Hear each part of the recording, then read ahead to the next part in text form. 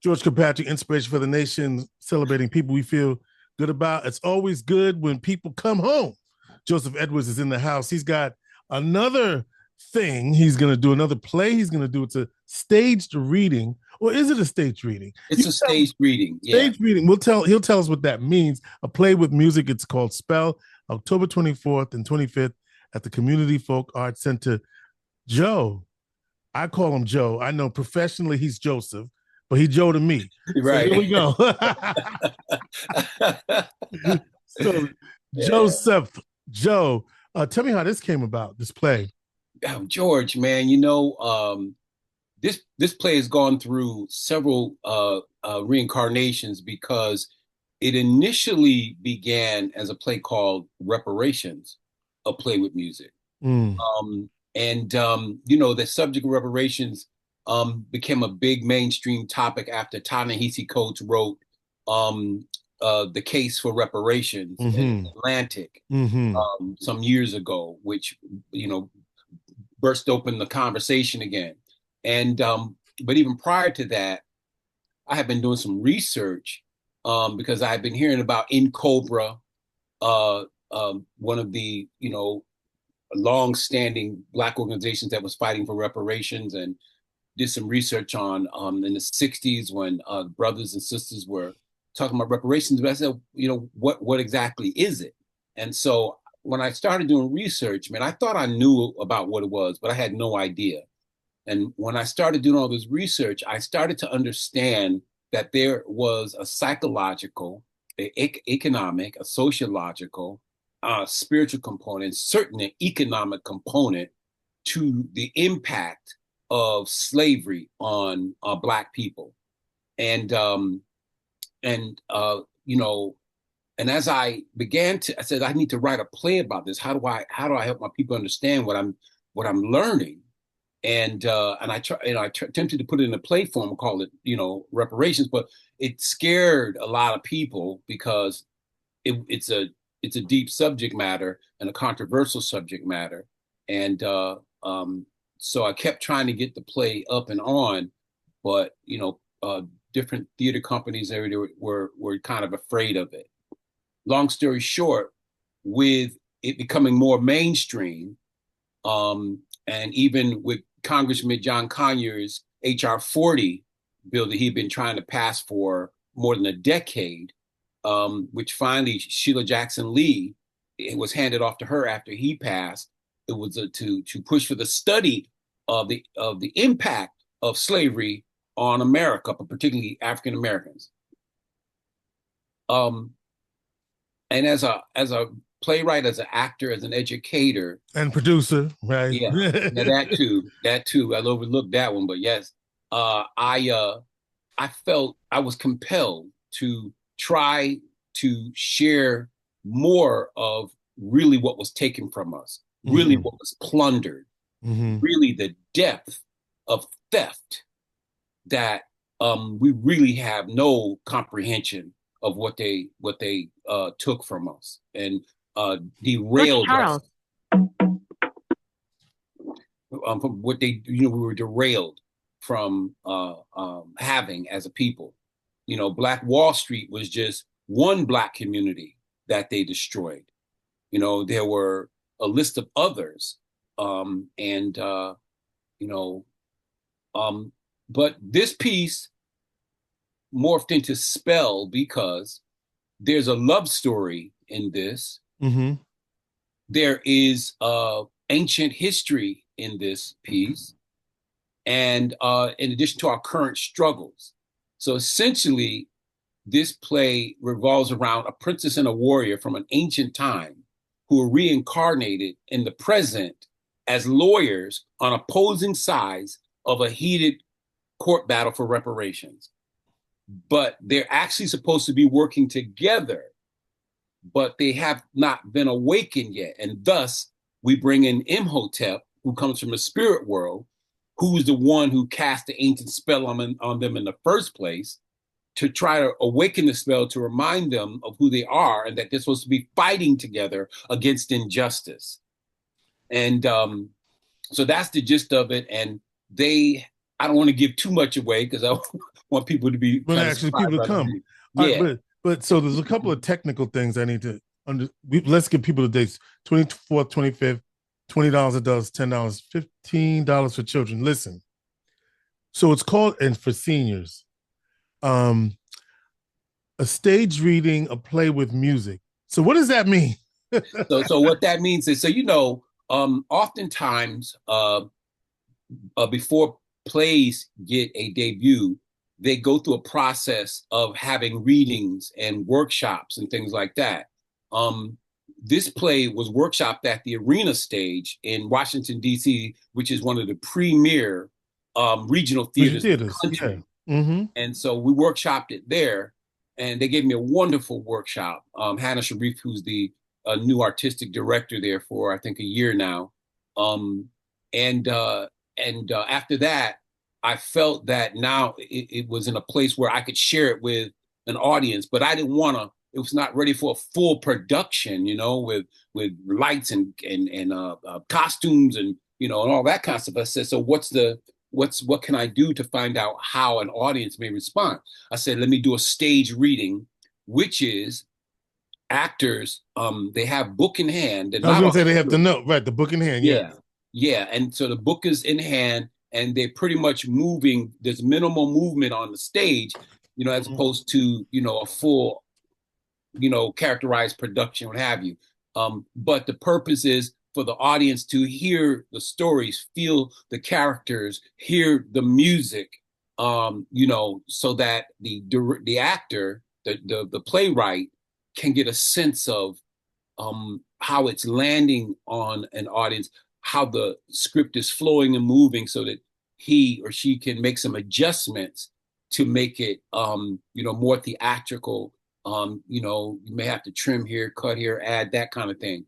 But I think, I'm sure I'm gonna have to do a little trimming, but I think it's a wonderful script, and I say that because it does everything I need it to do in terms of reclaiming ancestral memory. Mm-hmm. Because you must understand the reason why the Orange administration is trying to shut down DEI and stop Black history is because they know how powerful it is. And they know what they have done to us as a people. And they can't allow for this information to continue to be being taught to everybody, because what it does, it dismantles the whole notion of the system of racism, white supremacy. And also, one of the ways that they have controlled everybody is by controlling knowledge, information, their false narrative. That's what's controlling us. That's why we need the art, right? Yeah. Because the art is not going to be shut down, and the people will still have their voice and speak. And we have known that throughout history, it is the arts that have spoken and spoken truth to power and not allowed our voices to die. Look, in the words of Toni Morrison, the rulers know who to come after first. Is the artist, because they know that the artist can reach the people through all the mediums in which we practice. What was wonderful is when I would attend these academic conferences on reparations and impact of slavery and all that stuff, I would talk to the scholars, and they would say, Joseph, we've done the research. Please take the research, interpret it with your medium, and give it to the masses. Because George, not everybody's going to go to a college academic conference. Right. Not everybody's going to plug into a YouTube seminar. So you have a small a group of people who are academically and kind of into that thing, but the masses are not accessing it. So one of the things that the arts do is it reaches the masses in ways that academia can't, through music, through visual art, through dance, through plays, and through all the ways that different artists share their work. So are you acting in it, or do you have a cast? I have a wonderful cast, man. I try to well, I didn't want to act in it, but I couldn't find a actor strong enough to handle the language, because there's legalese in this play, and you got to be able to handle that language in order to keep the audience with you. But I got a wonderful cast, man. Tony Brown, who's a staple artist here in Syracuse, Yes, he is. doing the role of Imhotep. I have Sister Dr. Juhani Rogers. She's playing the character of Vera. Vera's a 104-year-old woman who's Choctaw Indian. And I have Martika Williams, who is also Syracusan but lives in New York. She's doing the role of Rena, who's also Princess Amenardes, who's the ancient princess.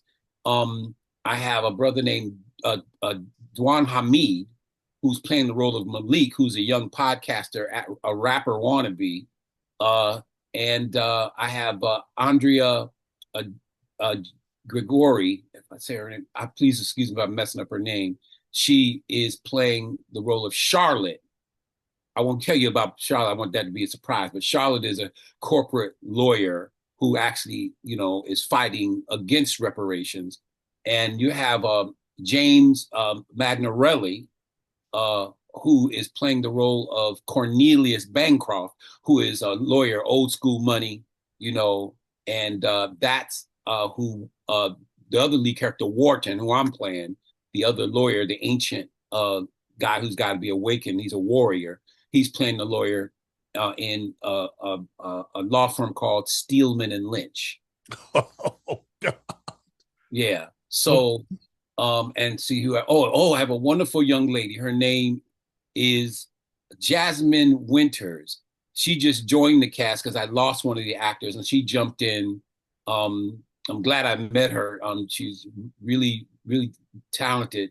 I don't know if she's ever even acted before. I didn't ask her, but she was really that good. So her, and let's see, who may I be? Oh, I got another young lady. Her name is Rose Hayes. Rose Hayes seems to have a lot of wonderful experience. She's a local actor as well. She's playing Judge Niles as well as some minor roles.